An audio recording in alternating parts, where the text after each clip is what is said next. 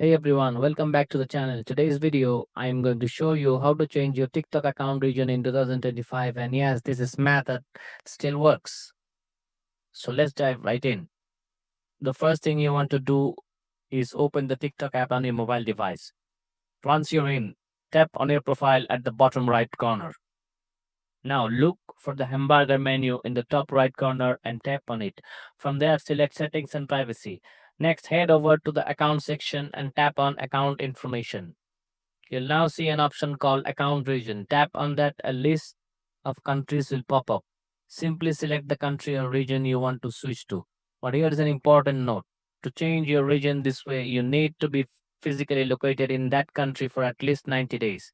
So if you're not in the country, it won't work. And that's it. That's how you can change your TikTok account region. Pretty simple, right? Thanks for watching, and I'll catch you in the next video. Don't forget to like, comment, and subscribe for more tech tips.